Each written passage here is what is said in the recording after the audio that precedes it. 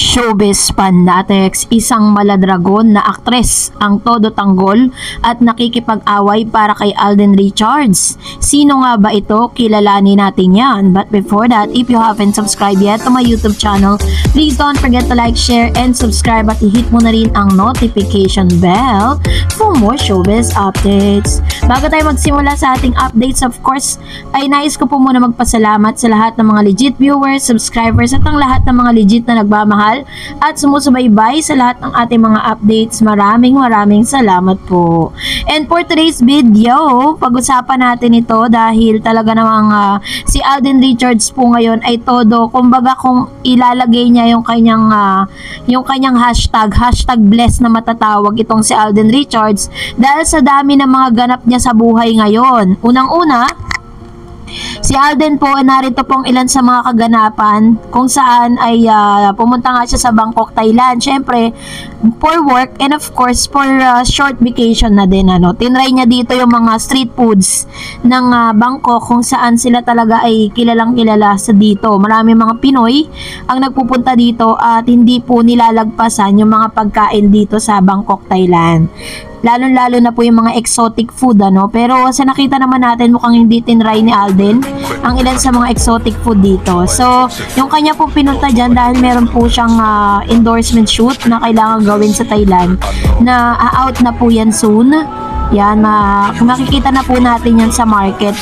Talagang masasabi mong lahat na ata ng endorsement, puro si Alden na lang, Kaya sabi nila, very blessed nga at very lucky charm nila ang bawat isa ni Catherine Bernardo. Kasi si Catherine naman po, isa na rin siya sa mga humehelera kay Ann Curtis at kay Marian Rivera na may pinakamaraming endorsement. Dahil kabi-kabilaan nga yung mga alok at mga endorsement shoot na ginagawa din ni Miss Catherine Bernardo. Alam nyo po, napakalaki po ng bayad pag sa endorsement shoot. Tapos hindi pa masyadong pagod kesa po sa mga teleserye na talaga mahaba ang panahon. Lalo na ngayon, uso po yung lock-in taping. Hindi sila nakakauwi ng bahay. Kailangan nila magstay doon. So, ganun din yung mangyayari kay Alden at kay Catherine kapag nagpunta na po sila sa Canada. So, they need to have a lock-in taping doon hanggang sa matapos na po yung movie, nandun lang sila sa Canada. So, antayin natin yan dahil very excited na ang lahat.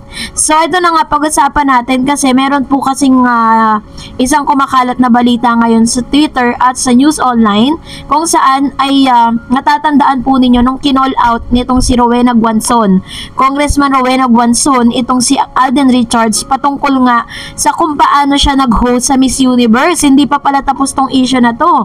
Dahil umiingay na naman po, ilang weeks na po ang nakakaraan dahil alam po ninyo nag-trending ang Miss Universe dahil po sa pagsigaw-sigaw nga ni Alden Richards. Pero ipinaliwanag naman niya yung kanyang sarili at nag-tweet po itong si Kong Rowena Guanzon that she says, matapos po siyang ratratin ng ilang mga followers and mga nagmamahal po sa Katden at kay Alden Richards, sinabi po nito na talagang nanood daw siya ng Hello Love Goodbye movie ni Catherine at ni Alden. Kasi nga 'di ba parang na back to you siya that time. Pero ito na nga, dahil isang batikang actress ang nagsalita at talagang kinall out po itong si Rowena Guanzon patungkol sa kanyang mga kuda dito po kay Alden. Sabi diyan sa kanyang Meta account, tinalakan ng veteran actress na si Daisy Nunwales ang isang ng okray sa pang-host ni Alden Richards sa Miss Universe Philippines. Say niya, "Hoy, ang galing mo maminta sa isang Alden Richards na hindi magaling mag-host sa Miss Universe Philippines. Bakit ikaw, magaling ka ba mag-host? Si Alden minamahal ng tao sa buong mundo at sikat siya, pero ikaw, nakakakilala lang sa'yo, sarili mo lang din. Wag ako," sabi po ni Miss Daisy, Sa putong, si Miss Daisy po isa sa mga batikang actress na talaga namang sobrang love na love po ang Katden. Yan po lagi yung binabanggit ni Manny Christopher Min sa kanyang channel sa 1PH na ito pong si Miss Daisy, grabe po talaga pinagtatanggol at wag daw ibabash ang Katden dahil siya ang makakalaban. So parang ito na po yung sample niya kung paano niya pinagtanggol ang isang Alden Richards dito po sa bashers na ito.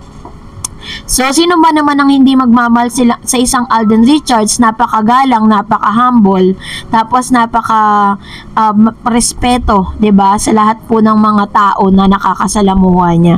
So, kayo po, anong saloobin niyo patungkol dito? Deserve pa ni Rowena Guanzon na talagang matalakhan ng isang dragonita or dragon na actress. Comment down below. At dahil dyan, narito ang ilan sa mga komento ninyo. Magbasa tayo. Sabi ni Danilo Caseria, yan ang tunay na kagalang-galang na pamilya. Pinakakami nila mga anak na may mabuting ugali. Kaya pinalaki sila, yun pala yun. Kaya kung si Alden ang Catherine magkakatuluyan, maging maayos din silang mga magulang sa kanilang magiging anak. I love Kat din. True naman. Wala tayo nabalitaan na any bad news about Bernardo family. Ganon din naman po sa news po dito sa Fulkerson family, no? Talaga masasabi mo na maganda yung kanilang upbringing. Kaya makikita mo rin naman po sa mga galawan ni Alden at ni Catherine Bernardo na talagang nanggaling sila sa matinong pamilya. Kasi alam mo, masusubok kasi yung karakter mo kapag dumaan ka sa matinding pagsubok eh. And alam natin na dumaan sa matinding pagsubok ang isang Catherine Bernardo, pero never po natin siya nakitaan ng kagaspangan ng ugali. Kahit pa sabihin mo na binabash po siya ngayon, ang sinasagot niya lang positive pa rin. So kaya talagang kahangahangang isang Catherine at Alden Richards. Ganon din naman si Alden. Sabi po ng isang user, hoy, kaabang-abang na yung love story ni Alden at Catherine. Yawa. Mukhang hindi na talaga ito basta pang promo ng movie. Diba? Yan o, may ano pa siya, emoji. Tapos may okay emoji, heart, heart, heart. Tapos may peace. And another comments coming from Regido Katipon. Sabi niya, hoy mga Katniel ni Daniel, wag na kayong magko-comment, kundi rin lang maganda. Ayan. Alam niyo po, hindi ko talaga fini-feature yung ilan sa mga negatibong komento. Not unless na talagang kailangan ipagtanggol, kailangan linawin. That's the time na fini-feature natin ang ilan sa mga komento. Pero kapag negative, wag na lang. Kasi di ba parang magkikreate pa ng ng hatred, diba? So, much better na basahin natin yung mga positibo at nakakatuwang mga comments dyan sa comment section. Salamat po sa inyong komento. Another comment, sabi po ni Isabelita Katakatan, sana nga magpakasal na silang dalawa para magkaroon na ng baby, sikat at maalagaan siya ni Alden. Alam ko na mahal na mahal siya ni Alden. Sabi naman ni Nelia Shipleo, wow, eto na. The in-laws meeting. This is a big festivity on both in-laws. Love you, Kat, then dearly. Ayan. Salamat po. Yan. Salamat po sa mga nagmamahal kay Catherine at kay Alden Richards. And of course, sa mga nag-aabang dito palagi, ano.